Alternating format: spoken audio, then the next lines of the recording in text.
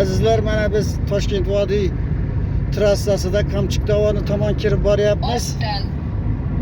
Mana shu yo'lda mana chiroyli manzaralarni suratga olib boryapmiz va suhbat orasida bitta she'rni ilova qilmoqchimiz. Chamanzorda gullar bari, yarmi sanda, yarmi menda. Bu dunyoning oltin zari, yarmi sanda, yarmi menda. O'smalar qo'yib kosha, kelaversen gün aşağı, eyle bulsak tamaşa, yarı sende, yarı mende. Köngüllerge saldım sokmak, başlarımda sındı tokmak, boynumdaki altın sırtmak, yarı sende, yarı mende.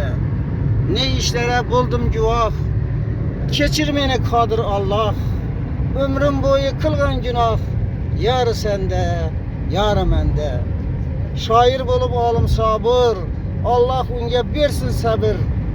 İkkimizge altın kabır, yarı sende, yarı mende. Hammangizga yaxshi kayfiyat tilaymiz, sog' salomat bo'linglar. Gullar festivaliga chorlab qolamiz.